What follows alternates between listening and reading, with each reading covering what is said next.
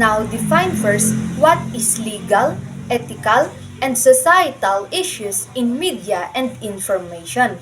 So when we say legal, it pertains to the concerns related to laws, regulations, and compliance within the realm of content creation, distribution, and consumption. Some key legal issues include copyright infringement, privacy laws, and defamation.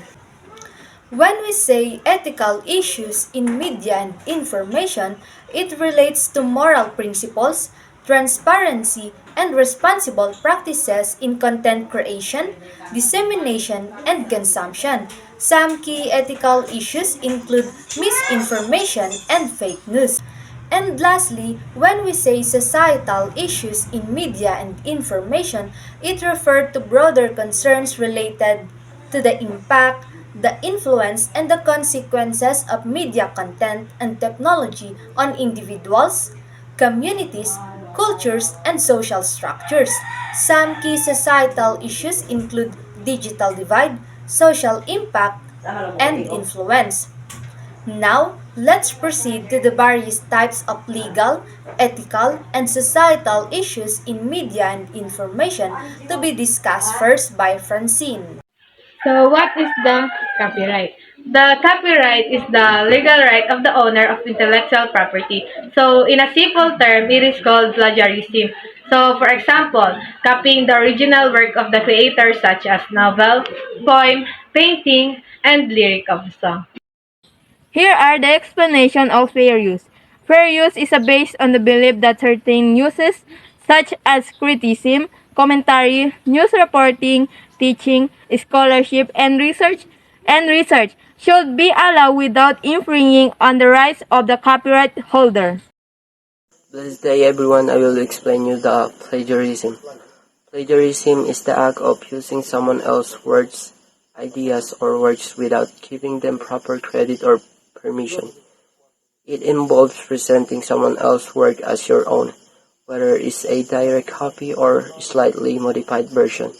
Plagiarism is considered unethical and can have serious consequences, such as academic penalties or damage to one's reputation.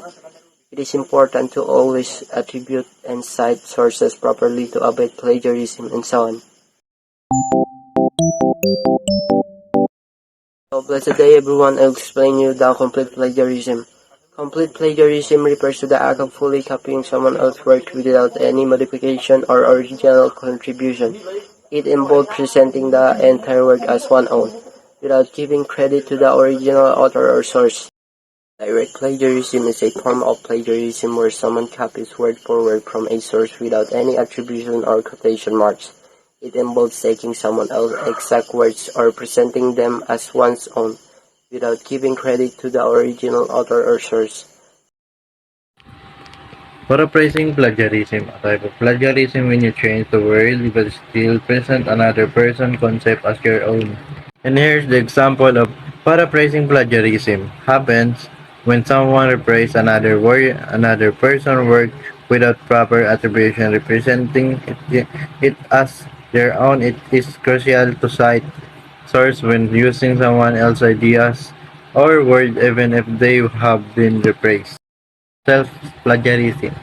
The writer republishes a work in its entirety or reissues portion of a previously written text while authoring a new work. The example of self-plagiarism or auto-plagiarism occur when an individual submits their own previously published work as new or original without proper recitation. To uphold academic and professional integrity, it is crucial to provide reference and inform readers when using one's own content. Patchwork plagiarism.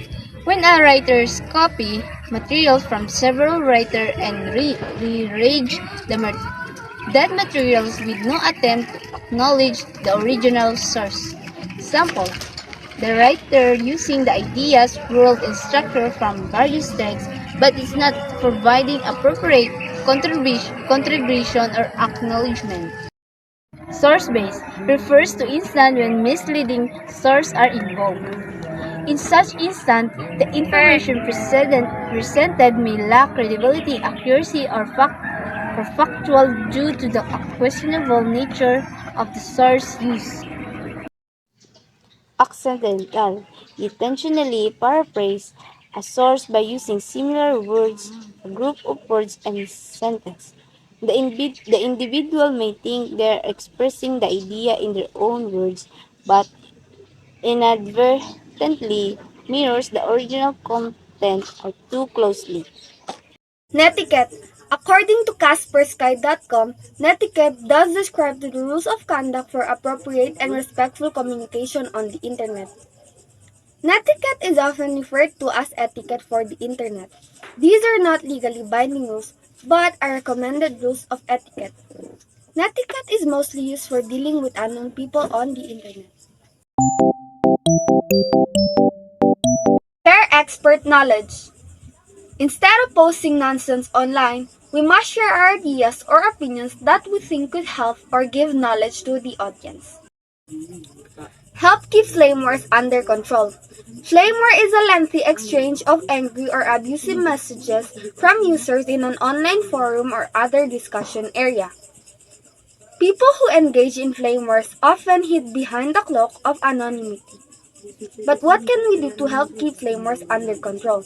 Just like what we do in our daily life, we must maintain respect and keep our anger under control to avoid flame wars. Respect other people's privacy is important for several reasons. First and foremost, it demonstrates a fundamental respect for individual and autonomy. Respecting privacy also helps to build and maintain trust in relationship. So, how do you respect your friends? Example, checking it with friends before posting anything about them. Don't abuse your power that you have, should not misuse the authority or influence have over others. It's about greeting people fairly and not using your position to take advantage of others or to harm them. Be forgiving of other people.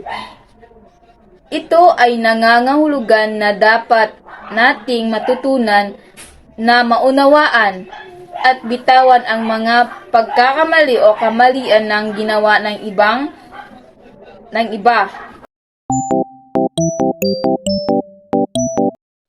So, what is the digital divide? The digital divide is the unequal access to digital technology such as smartphones, laptops, and tablets. So, yung digital divide daw ay nag-create ng division at inequality sa lahat ng access sa information and resources. Yun lamang po. Addiction ay isang kondisyon kung saan ang isang tao ay nagiging sobrang depende sa isang bagay o gawain na kung saan ito ay nagiging mahirap na itigil kahit na ito ay nagdudulot ng negatibo epekto sa kanilang buhay. Bullying refers to aggressive behavior typically characterized by a pattern of repeated actions intended to harm or exert control over another individual. So, there are three types of bullying: the physical bullying, verbal bullying, and social bullying. When we say physical bullying, this involves physical actions to intimidate or exert dominance over someone, like hitting, kicking, or any other form of physical aggression. Next is the verbal bullying. So this form of bullying involves using words to insult or threaten someone. Examples are teasing, making threats, or spreading rumors about an individual to harm their reputation. And lastly, we have the social bullying. This type of bullying involves manipulating relationships or social status to harm someone, including spreading rumors or excluding someone from social activities. Virtual Self is a Porter Robinson assumed the alias Virtual Self to experiment with a different sounds and style compared to his previous work. These are the other types of legal, ethical, and societal issues in media and information.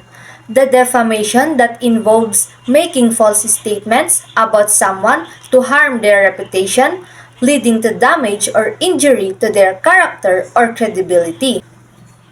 The cyberbullying that refers to the use of electronic communication to harass or intimidate individuals through repeated aggressive behaviors or threats online. Next is the identity theft that occurs when someone wrongfully obtains and uses persons' personal data such as their financial information or social security number without permission, often for fraudulent purposes.